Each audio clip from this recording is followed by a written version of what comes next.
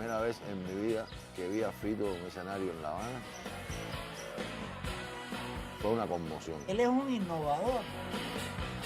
El shock Habana, la piña Habana, termina en el amor después del amor. Y ahí está el rosario de voces del tráiler de La Habana de Fito, este documental dirigido por Juan Pim Vilar, nuestro invitado de hoy. Un aplauso para él.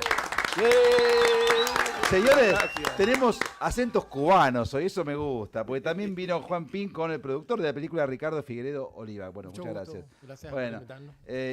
Antes que ustedes vinieran, contaba un poco de qué iba La Habana de Fito, el documental que se va a dar en el marco del Festival de Cine de Buenos Aires, y decía que todo parte, si se quiere, ¿no?, del crimen en Rosario, un Fito muy abatido, muy triste, que un poco es convocado por Pablo Milanés para sacarlo de esa angustia, y ahí Fito va Varadero, ¿no? Pablo escucha el tema, alguien se lo pone, no sabemos todavía quién fue, si fue León quien se lo puso o Mercedes ya había cantado Yo vengo a ofrecer mi corazón. Yo vengo a ofrecer mi corazón. El caso es que Pablo lo escucha y hace lo que siempre hacía Pablo cuando le presentaba a algún músico joven su música, ¿dónde está para conocerlo? Entonces cuando lo conoce, que ya le cuentan la tragedia que él traía, no se la contó Fito. Él entonces, algo vio él en Fito. Pablo es un hombre de mucha luz. Y algo vio en Fito que él más o menos dice en el documental. Sí. Y le dijo, te vas a La Habana. Y eso, según el propio Fito, le salva la vida. Porque el problema es que una cosa es Fito conocido y famoso hoy y otra cosa es el Fito de ese momento. Sí, sí, sí. Que es conocido, pero está en un escenario donde está Milton Nascimento, Chico Huarque, Caetano Veloso.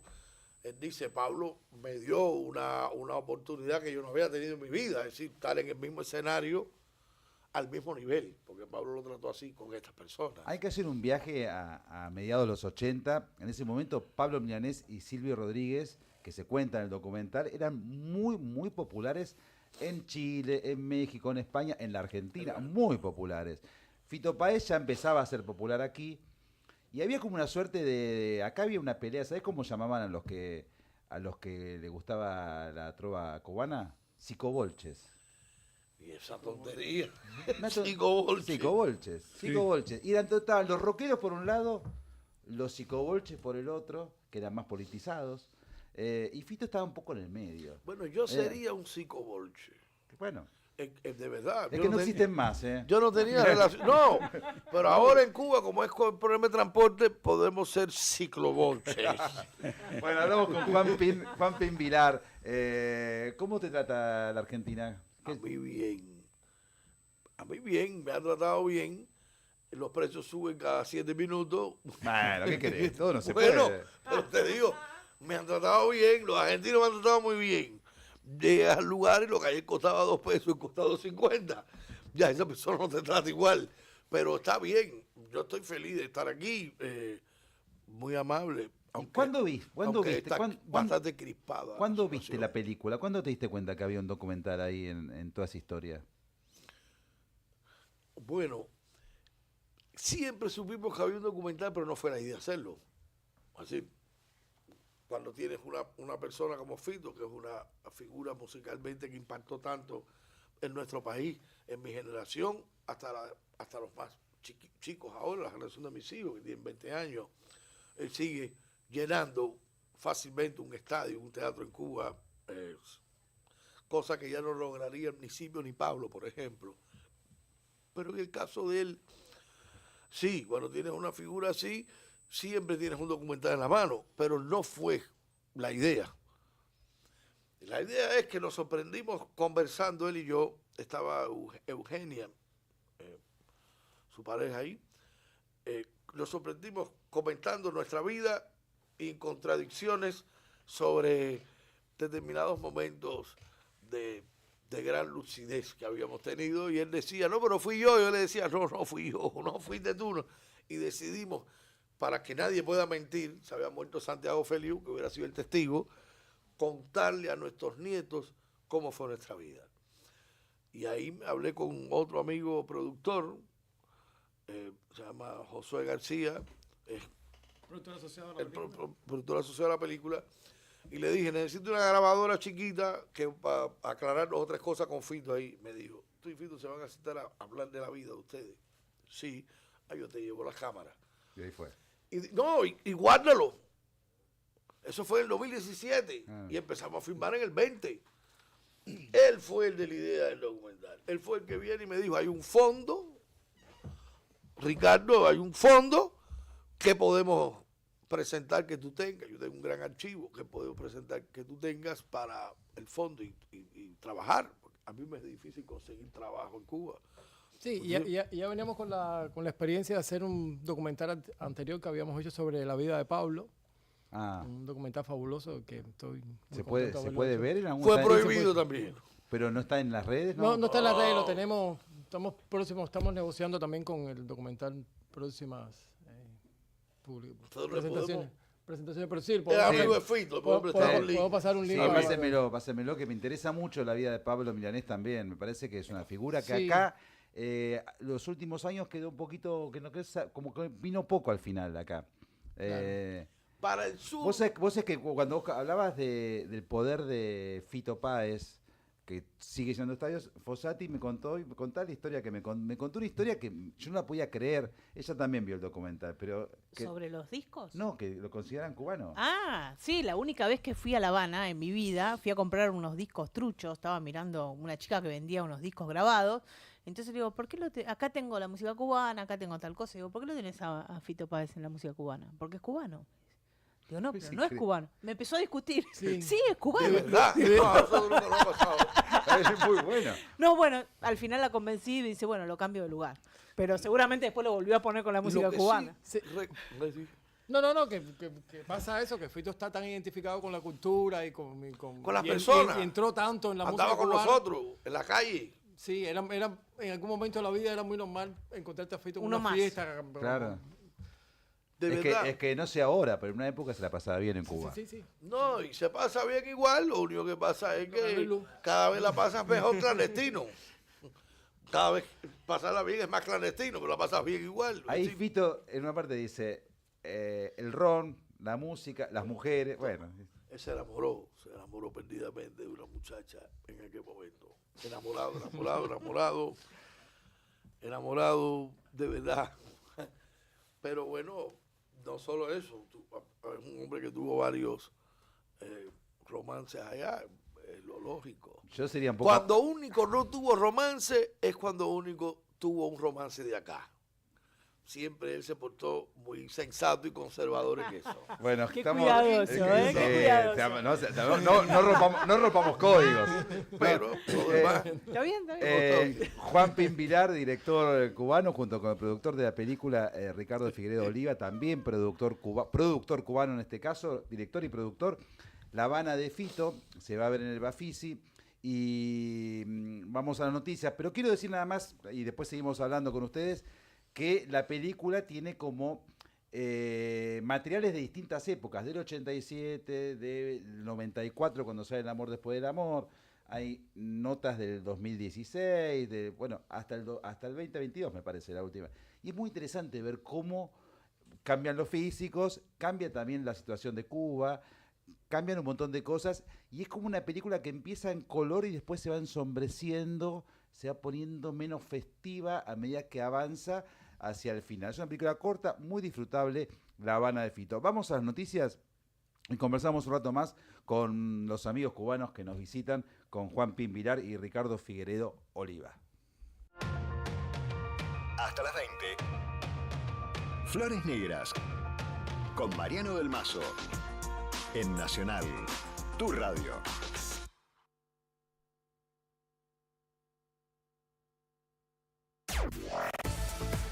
Nacional Noticias. El país en una sola radio. En la República Argentina es la hora 18. La Corte Suprema rechazó un pedido de per saltum contra el DNU de Javier Milei. Lo había solicitado el abogado constitucionalista Andrés Gil Domínguez con el objetivo de que se le ordene a las dos cámaras del Congreso que traten y se expresen en un lapso de 30 días sobre el decreto de diciembre pasado. La Corte Suprema ya había rechazado 2 planteos contra el decreto de necesidad y urgencia 70/23, uno impulsado por el gobierno de La Rioja y otro por la agrupación de abogados Gente de Derecho. A esta hora, los rectores del Consejo Interuniversitario Nacional se aprestan a leer el documento en Plaza de Mayo. Figuras de la CGT, la Unión Cívica Radical, el Frente de Izquierda, la Coalición Cívica, Unión por la Patria y Hacemos Coalición Federal convocaron y participan de la movilización. La abogada de la Correpi, María del Carmen Verdú, denunció que grupos de policías de la ciudad cargaron bolsas con escombros sobre la avenida Córdoba. Verdú advirtió que podría ser una provocación y subrayó que la multitud se movilizó y manifestó pacíficamente desde el mediodía. El exministro Filmus reiteró su apoyo a la educación pública. Por Radio Nacional advirtió que el presupuesto quedó atrasado porque se basa en el cálculo del año 2022 para el año fiscal 2023.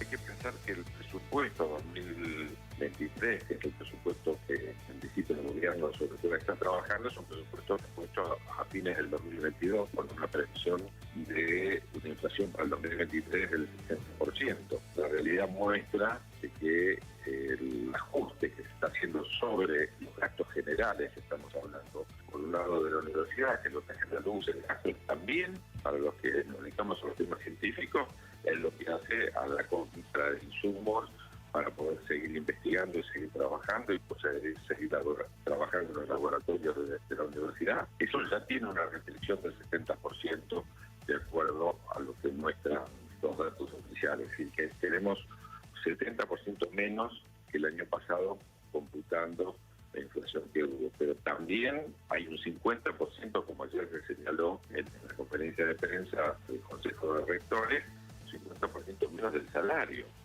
Entonces, el golpe de la educación es muy fuerte. También hubo clases públicas y marchas en Entre Ríos.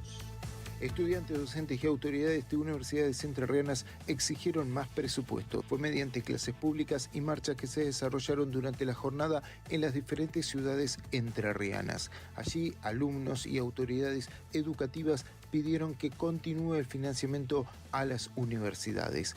En tanto, el decano de la Facultad de Bromatología, Gustavo Isaac, en Gualeguaychú, destacó que la UNER tiene presupuesto para funcionar el resto del año. El año está asegurado, el año lo vamos a terminar porque no solamente uno vive de lo que recibe, sino que también a veces hay actividades dentro de la facultad que uno genera dinero y eso nos puede dar una tranquilidad para poder terminar el año. Elidelmar Otman, Radio Nacional, Gualeguaychú. Deportes. La información con Agustín Domper. Gracias, Abel. Hablamos de fútbol internacional. En Inglaterra, el Arsenal goleó 5-0 al Chelsea, que dirige Pochettino y que tuvo al argentino Enzo Fernández como titular y quedó como líder de la Premier League. Y en Italia, la Lazio derrotó 2-1 a la Juventus. Tránsito. Continuar con temor a la zona del Congreso y van a caminar por Avenida de Mayo, la marcha federal, hasta de Plaza de Mayo. En algún momento se va a cortar totalmente la zona de 9 de julio cuando pase la marcha. Por favor, evitar la zona en auto. Por otra parte, subtes a horario y los trenes del Mitre con demoras. Aeroparque y Ezeiza opera con normalidad. Ernesto Arriaga, para Radio Nacional, tu radio. Datos del tiempo. En Susques, provincia de Jujuy, 23 grados la temperatura, 22 el porcentaje de la humedad, el cielo despejado. En Buenos Aires, cielo despejado, temperatura 20 grados 8 décimas, humedad 43%. Informó Radio Nacional en todo el país. Más información de nuestras 49 emisoras en toda la Argentina, radionacional.com.ar. Desde Rosario los saluda Miguel. De San Martín habla Isabel y Esther. Soy Miguel, de Esquina, provincia de Corrientes. En toda la Argentina. Yo los escucho todos los días, soy una fan. Radio Nacional. Tu radio. Flores Negras. Mariano del Mazo. Por Nacional. Tu radio.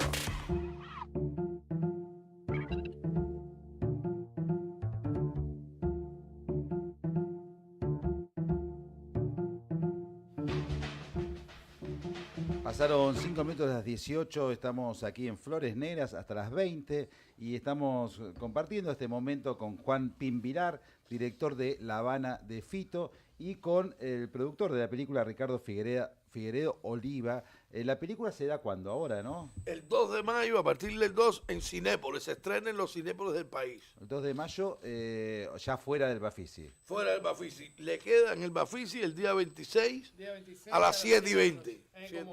En el Gomón. En el Gomón. Bien. Y estamos acá conversando un poco fuera de aire de la película y también de la situación de Cuba. Y yo decía, ¿no? Cómo la película arranca con todo lo festivo y todo lo sensual del Festival de Varadero del 87, con las grandes estrellas de la música popular latinoamericana, y va recorriendo según pasan los lustros y las décadas, todo lo que fue la caída del muro, el periodo especial, hasta que llega un momento que Fito se distancia de lo que sería el régimen por un comentario que hace acerca de la muerte de Camilo Cienfuegos. No. ¿No es eso el disparador? El disparador es la muerte de esos jóvenes. La muerte de los jóvenes. El fusilamiento de los jóvenes. Cierto. Creó primera vez que se ve eso de esa manera en el mundo. Yo creo que para mí es una de las demostraciones de que Fidel había envejecido, porque no tenía sentido, no ganaba nada nadie con haber matado a esos muchachos. Contá muy sintéticamente cuál fue la situación. Unos muchachos, 4 muchachos negros, pobres, secuestraron una lancha antes de salir, la lancha con pasajeros, querían desviarla hacia Estados Unidos. Habían sucedido varios robos de lancha, varios problemas que tienen que ver con las relaciones políticas entre Cuba y Estados Unidos, de provocaciones mutuas constantes, ¿no? Y entonces Fidel determinó que para parar eso había que tomar una avenida francamente enérgica, y esa medida enérgica llegó a fusilar a esos muchachos. Claro.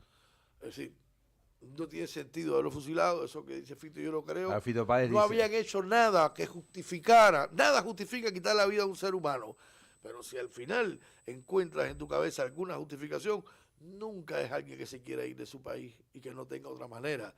Porque lo que no cuenta la retórica oficial es que en el caso de los cubanos hay un drama. O no te dan visa a los países porque no tienes ingresos. La moneda cubana no sirve en ningún lugar del mundo. Tú no sales de Cuba y te llevas tu cuenta de banco. Tú vas a cero. Entonces los países no te dan visa a los cubanos o dan visas selectivas. Y en el otro, y de otra manera, en ese momento también había que pedirle permiso al gobierno cubano para salir del país. Sí. Claro, bueno, y ahí Fito Páez se manifiesta en contra de esa atrocidad, de ese asesinato. Y ahí arranca como una tensión con el gobierno, no con la gente. No, con la gente nunca ha habido tensión. Nosotros nos habíamos enterado de esta película porque en un momento, hace ya un tiempo, porque se había filtrado que Fito hablaba sobre la política cubana. Y yo pensaba también mientras miraba la película, cuenta Fito que en un momento se junta con Fidel Castro, conoce a Fidel Castro y él le pide disculpas en un modo porque el gobierno argentino... Menem se declaró a favor del bloqueo.